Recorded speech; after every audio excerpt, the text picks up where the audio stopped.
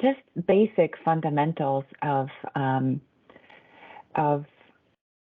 the Chinese medicine. So we're going to go a little bit about philosophies and modalities, because acupuncture is just one of the tools of Chinese medicine. So I will touch on Chinese medicine. We will talk in detail about acupuncture. I'll explain what it is, how it works, how do we arrive at a diagnosis, how do we pick needles and where we put them, and why. And also we talk a little bit about acupuncture and Chinese medicine as part of integrative approach. Nobody has all the answers. So what's important to understand that Chinese medicine really has a play in how we approach cancer care and cancer recovery as part of an integrative, one of many rather than either or kind of approach. And then you're going to have an opportunity to ask whatever questions you have until we run out of time. So let's jump in. So philosophy. Chinese medicine is really very philosophically based. So Western medicine developed on the foundation of science, but Chinese medicine has an underpinnings of philosophy. And the first one is that all life occurs within a cycle of nature. Like we're animals. We are part of natural cycles, and there is absolutely no difference between, we were subject to the same natural laws. And everything is connected and interdependent. One of the beauties of Chinese medicine is that it looks at everything in context. So it looks like our bodies cannot be separated from our emotions. Our health cannot be separated from our relationships, from our stressors, from our environment. Everything is everything in Chinese medicine. And your health is proportional to your ability to interact with your environment on the outside, with the food, with the stressors, with people, with circumstances, and while keeping your inner world at peace. So it's about managing the outside world, but also managing your inside world. So let's talk about some key fundamental elements of Chinese medicine lingo and what we talked about. And first is the idea of qi. What is qi? Qi is really energy. We are electromagnetic creatures. If you look at our brain and our nervous system, it's a circuit board. We run electricity, we run energy. And there is absolutely no conflict here to talk about energy and matter as just two interchangeable concepts, because in modern physics, energy and matter are just two aspects of the same thing. Like on a very fundamental energetic level, you and the chair you're sitting in are one and the same. They're just energy in different forms. You're a little bit more solid, the chair is more solid, but on a very fundamental constituents, it's all the same. So there is absolutely no conflict here talking about acupuncture as something very physical that happens in your body, but also as an energetic phenomenon, because we are manipulating energy, we are manipulating electricity, we are affecting our electromagnetic field with what we're doing. And there's just actually very solid science underneath it. So it's not this woo-woo, we're going to talk about qi, this mystical thing. It's a real thing. It's just a real physics. So what are the modalities of Chinese medicine? So acupuncture is kind of the most mysterious and fun part, but also herbal medicine. And we'll talk a little bit about it. For a lot of cancer patients, herbal medicine in the context of our practice is not really accessible just because of the potential interactions with medications, but it's a thing that we do. Moxibustion, it's a use of a mugwort of an herb to warm the needles for conditions that are based on just energetics of the body being cold all the time. Cupping, Tuina massage, dietary therapy, exercise, and Qigong and meditation. So let's talk about acupuncture, because that's the most kind of mysterious and misunderstood piece of it. So how does it work? I can explain acupuncture in three different ways. Traditionally speaking, acupuncture was described as energetic medicine. So points lying upon meridians, these energetic pathways that connect internally with the organs, externally with the skin. And when I put needles in, I stimulate the energy flow. And the disease was thought to be a disturbance in energy flow, and acupuncture would regulate that and would restore health. So that was the traditional kind of esoteric, little mystical description of acupuncture. Modern science understands acupuncture as increased accumulation of different types of nerve fibers at the acupuncture point. So when we stimulate that point, we actually stimulate the nerve endings into releasing a bunch of different biochemicals. They can be your endorphins, your natural painkillers. Vasodilators, they bring the blood circulation to the area. They regulate your endocrine system. So very measurable neuroendocrine effect as to what happens when acupuncture is performed. I found a better explanation than either of those. It actually goes back to a research by a Korean scientist in 1960s. And because he used a dye that he did not want to divulge the secret of, this research was kind of obscure and disappeared until probably the last 15 years, where different academic institutions around the world kind of picked that up. But what he found with that dye is that acupuncture channels, these channels on which the acupuncture points are positioned, they're not energetic lines, they're actual real anatomical structures. The tiny little microscopic tubes that lie inside your lymphatic system, inside larger blood vessels. They create networks around the organs, and they contain high concentration of hyaluronic acid, which you might have heard about in context of beauty products. It's a substance that lubricates everything in our bodies, but also tiny little microgranules of DNA. And when these cells were taken out of the body and prompted to grow in a dish, they develop into all three germ layers, suggesting that meridians are sources of our own adult stem cells. And as you know, a stem cell can develop into any tissue in the body. And they took that research further, and they actually started studying meridians in the context of development of an embryo. And what they found is that meridians, these channels, they begin to form within 12 to 15 hours of conception. So if you have a first cell and its first division, that's your first meridian. That's the channel that runs the front and back of the body, and everything else gets to be arranged according to this orientation.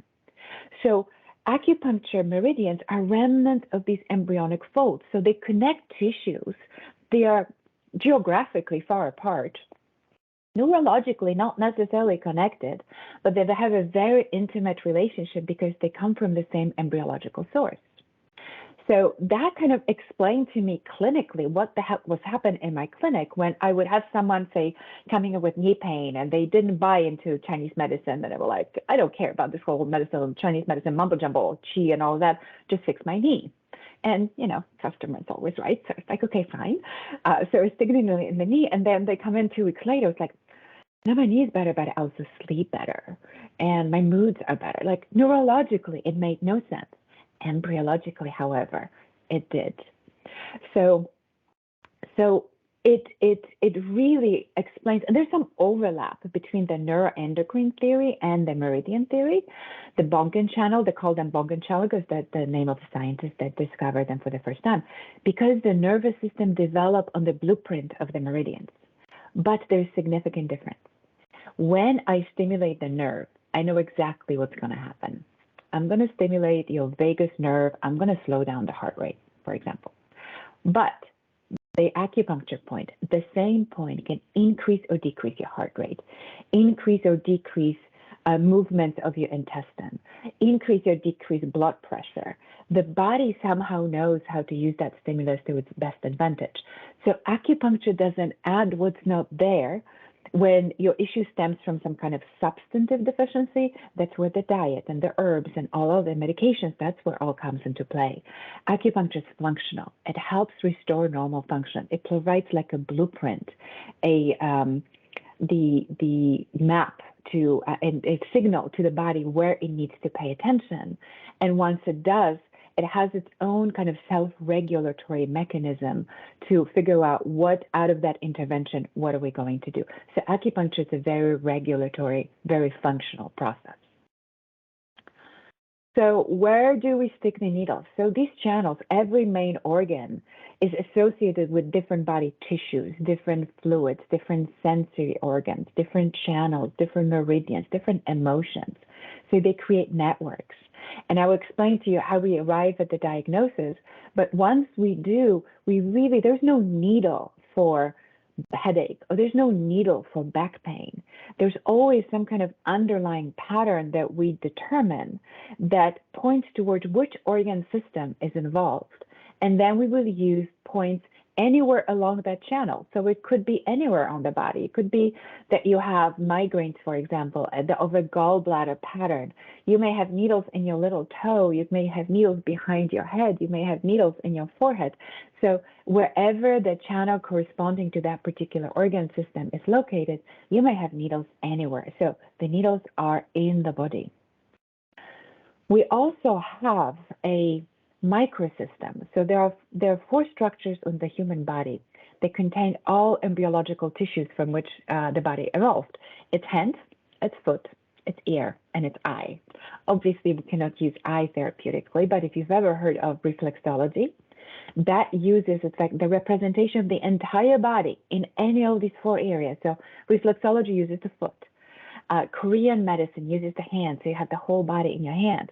Chinese and European acupuncture uses the ear as a system. So in my practice, I've been trained in auricular acupuncture. It can be used independently by itself. I usually use it as an adjunct. So you may have needles in your body, but you also may have needles in your ear. We also use laser acupuncture. So laser, it's a different class of laser than most medical lasers. It doesn't cause any tissue heating. It doesn't cause any tissue damage. It's very different than surgical lasers. It's a therapeutic laser. So it uses, instead of a stimulation of a needle sticking through the skin, it's a light therapy. How that works, it's when this light of particular frequency hits the mitochondria, the energy center of the cell, it changes the way the cell membrane functions. So it allows the cells to take up more nutrients and more oxygen and helps release the metabolic waste. So it actually helps restore normal function of the cell. And meridians have been shown to be the only structures in our bodies that conduct light. So using laser, we can stimulate the acupuncture points and still stimulate the entire network. They're like fiber optic channels, and communicate and stimulate this whole system in a way without using the needles, which in context of cancer treatment is very helpful for people whose immune system is so compromised, their white red blood counts are so low that acupuncture is contraindicated. Laser can still be used. So what are the side effects? So the side effects are little to none, and I'm putting needles in you. So there's always a possibility of bleeding or bruising, especially if people are on blood thinners, which is not a contraindication. You just may have a little bit of blood. And the idea is to never hit the blood vessel. If I see a blood vessel through the skin, I'll move it out of the way. But sometimes if it's something smaller, if it's something deeper, you may have a little drop of blood, but it's not going to be ever gushing blood. It's just going to be a drop or two. Sometimes you may have a little bit of bruising. Sometimes there may be a little bit of temporary soreness. There's a lot of sensory, tiny little sensory fibers in your skin. There's no way of seeing them. I don't know, everybody's different. So sometimes the needle may touch it, that may give you a little bit of tenderness. But generally, I'm putting needles in you, so it's not, you're going to feel something. It's not sensation-free, but it is not painful. I used to have a family practice, and I saw a lot of children there, and I needle toddlers. I needle 2, 3, 4, 5-year-olds. So it is not painful, and it's not sensation-free. I used to needle a lot of their stuffed animals too, just to prove that it's not painful. But it's not sensation-free, but you're going to feel a little bit. Some contraindication is kind of obvious common sense stuff. So open wounds, severe immunodeficiency, we can still use the laser, metal allergies, local lymphedema, just because we don't want to introduce any infection in there, so we don't want to needle the area. And electroacupuncture, which is essentially connecting the acupuncture needles to a electrostim machine to kind of take this normal physiological process of what happens when I'm putting needles in and turn it up to more of a pharmacological level, just really crank up the stimulation, which would replace me kind of standing over your twirling needles, which may not feel very good. But having pacemakers, it's a definite contraindication to it. This is a question I get a lot. Does everybody get the same points? No, absolutely not. And what determines how and where we stick needles in is how we conduct our treatment and our differential diagnosis, taking the same kind of really in-depth medical history than any other practitioner would take. Looking at your family history, looking at social history is incredibly important. So not just alcohol, drugs, tobacco, stressors, but your relationships, your spirituality, your emotional health, your coping mechanism, your self-image, trauma. Trauma is such an incredibly impactful element of how what happens in our bodies. Trauma is something we don't talk about a lot. We don't talk about it enough. And trauma is essentially a chronically overactivated nervous system that never got to arrive at safety after some kind of traumatic event. And it could have been event, it could have been a traumatic childhood, it could have been chronic ongoing work stress, but something that the body never got to come down from. So internally has never arrived at safety. And the body is in this constant, chronically activated fight, flight, or freeze response, which has a biochemical imprint, which has a biochemical soup that our cells swim in, that we were not designed for. We were designed to activate that system, fight, flight, or freeze, for minutes on hours, not for months and years on end.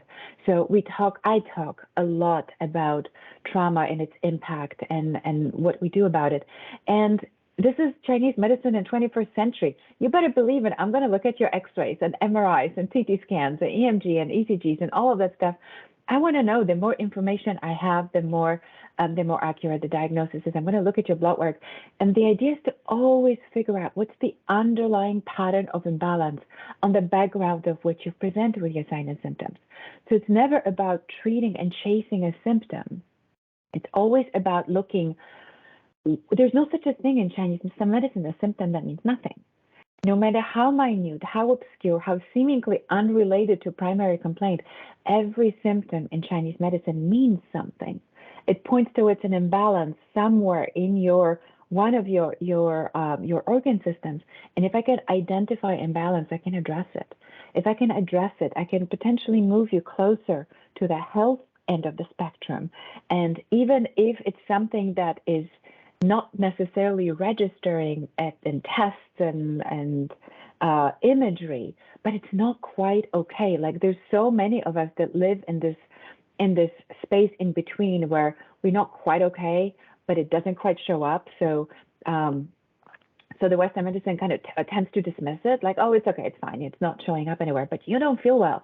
Chinese medicine is really, really good at that, saying, okay, this is something. So the idea is to really collect all these details and figure out what's the underlying pattern, and then try to go upstream and say, where did it all begin? Like, what are at the well? What's the poison at the well? How can we address it as far up the stream? So the treatment is always both the branch and the root. If you come in with a headache, yeah, I can probably make the headache go away. But the idea is, I want to figure out why you're getting them to begin with, so I can address it at the root of the problem. And the root of the problem is not always just in the body. The root of the problem is in our environment, in our emotions, in our trauma, in media, in all the stuff that we interact with. We do not exist out of context. So a lot of the diagnostic process is to figure out not just what's happening in your physical body, but what's happening in the context of your life. So some of the fun diagnostic tool is tongue diagnosis. You cannot believe how much tongue can tell you. Like, tongue is a muscle, the only muscle we can actually look at. So it gives you a good idea of what the tongue looks like. The rest of your tissues are going to look that way. Also, every of these organ systems we talked about, they all connect with the tongue. So the tongue's color, moisture, texture, the quality of the tongue coat gives me a lot of information about what's going on. So if you look at these tongues, like the tongue in the center is somebody with tremendous digestive issues, a lot of heat, a lot of inflammation, a lot of GI stuff. The center of the tongue is the spleen and stomach. So you can see the cracks and things. So I can tell that there's a lot going on. The person up to the top and left, I think, for you, with this really red tongue, that's a person with cancer, with a lot of inflammation, a lot of heat in the body, long-term steroid use, can't sleep. The person up on top with a purple tongue, that's a person with a lot of stagnation, lots of chronic ongoing pain. And the person down below is also a person with a lot of digestive issues, a lot of phlegm accumulation, a lot of allergies, a lot of swelling, some blood deficiency, on blood thinners, a lot. So there's a lot that the tongue can tell me. So that's a very useful diagnostic tool for me. And another one is pulse diagnosis. If you go to a Chinese practitioner, they're going to be feeling your pulses. Every position on the pulse corresponds to different organ system. It's an art. I've been at it for 23 years and I'm still learning. But where you have one heart rate, because obviously you have one pump, the quality of the pulse on both sides can actually be very different. So that's another tool that we use. So some common questions that I get that I want to answer kind of off the bat before we get into Q&A. Does it hurt? Not sensation free, like I said, but it's not painful. You may feel the pinch of a needle going in. Once it's in, you should feel either nothing or just a very mild awareness that something is there, but you should not feel any pain and discomfort once the needles are in. It's normal for you to sometimes, for people when they lay there and initially there's no sensation, acupuncture is very activating. It moves blood, it moves lymph, it moves energy. There's a lot going on. So it's not unusual for people to rest with needles and all of a sudden feel twitching or feel heat or feel coldness or feel even a transient shooting pain that lasts for a few seconds. It's almost like if you imagine like a dam, like a pressure being against some kind of stagnation, and then it opens up and it kind of has a release there. So that's not unusual. It happens more early on in the sessions. Once we start regulating the system, that happens less. But it's not sensation free, but it's not painful. Is it mostly used for pain? No. Chinese medicine and acupuncture can be used for just about anything. It is a very regulatory process, like I said. So I am part of internal medicine office practice. So I see the type of patients that the internal medicine practitioners would see. So I can see anything from pain to digestive issues to headaches to cancer supportive care to fertility problems. So it's really, sometimes acupuncture can be used as a primary therapy. So say for pain, and very often it's a primary thing. For cancer, obviously, I would never want to treat cancer with acupuncture. So it becomes a supportive type of therapy, but it can be applicable in just about anything. How many needles? I don't know, whatever I need. So it also depends on a person's constitutions, their energy levels. One thing you have to always think about when you come for acupuncture, make sure you're well hydrated, make sure you've eaten before, because acupuncture can lower blood sugar and can lower blood pressure. If you're already compromised, if you're dehydrated, if you're hungry, you may end up kind of tired and depleted afterwards. So the number of needles is based on your constitution, what's going on, and how many needles I need to address. Like if I'm working on one thing constitutionally, it may be, 10, 12 needles. If you want me to address 15 things and I feel that your body can handle it, I may go up to 30, 40 needles. So it really depends on what's happening. We always play with not just your, what needs to happen. We only have 5 minutes in the meeting. I thought we were going for 45 minutes, so I'm going to speed up. How long do they stay in? 20 to 25 minutes. How many treatments? For acute things, a couple times a week usually. Like if you say you sprained your back or you have all of a sudden like migraines or something, I would say that. Chronic, once a week. I like to reevaluate after 4 6 weeks. It's like anything, new diet, new exercise, new medication. The body needs to be given time to respond to that stimulus, so no difference here. So I usually recommend between 4 to 6 sessions. For chronic things, the 6 sessions may be needed to really assess how well this is working, and then continue until one or two things happen. Either you recover, you don't need me, or you will have reached a plateau as good as it's going to get for this particular thing. So finding a practitioner, make sure they're board certified. Do you need to seek a specialist in cancer care? So there's no such a thing as specialist in Chinese medicine because we all trained as generalists because everything is everything. However, there are people who have preferences and they only like to work with fertility. They only like to work with cancer, or they only like to work with pain. So there are people who specialize by the virtue of choosing to only work with these people, but our training is not specialized. So any acupuncturist who is comfortable working with cancer patients, and that is a question that is important to ask because not everybody is. should be okay. Make sure that they are board certified. How do I know that the person is reputable? Well, word of mouth, people who are affiliated with medical institutions that are part of integrative departments, they're usually a little bit better vetted. And the questions that I always find that's very revealing is when you ask for someone, don't ask them, do you treat cancer patients or do you treat XYZ? Because we are as generalists, most likely you will get the answer yes. The better question to ask is asking them, what is your area of specialty and or interest? And then they will tell you, and then you will have a sense of, okay, if they say fertility or pain, cancer is not it. So don't ask yes or no questions. Have them elaborate on what they're doing. And the same really revealing and important question to ask is, are you willing to talk to my doctor and communicate in writing with my physician and share notes with my physician?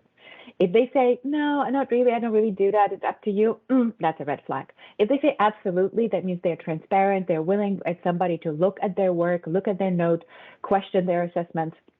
That's usually a good sign. So, this is, you've heard this gazillion times. What do you need to do for self-treatment? Natural constitution-specific diet, regular exercise.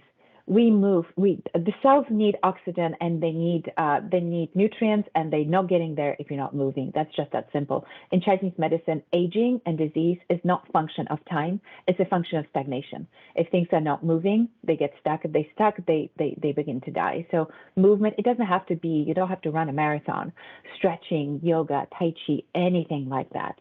Managing your stress and working with trauma, if you have trauma, with a somatic therapy. So you cannot talk yourself out of trauma simply because the part of your nervous system that was present when things were happening doesn't have access to language. So it can give you good coping as in behavioral strategies. It will not allow you and help you to process trauma out of your nervous system by talking about it.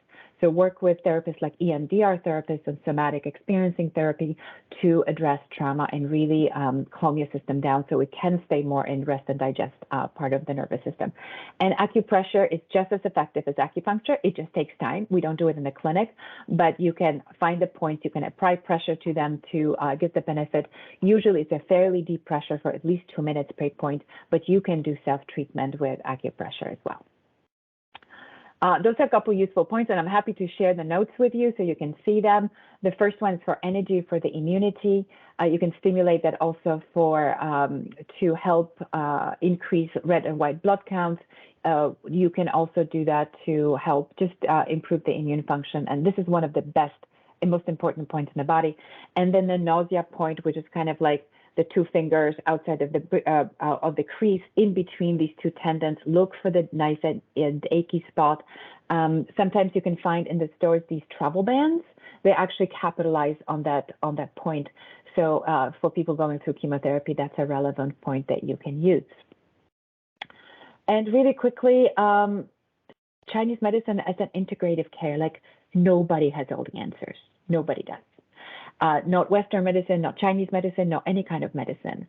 So the benefit here in integrative care is where we can put together all the accumulated human knowledge, and we can mix it together and we can collaborate to your benefit.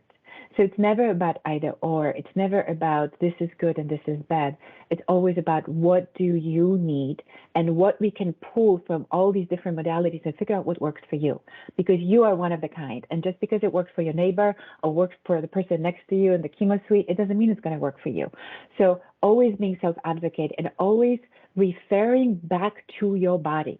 Does that work for you? It doesn't matter if somebody said that it should work for you. Does it work for you? And if it doesn't, let it go.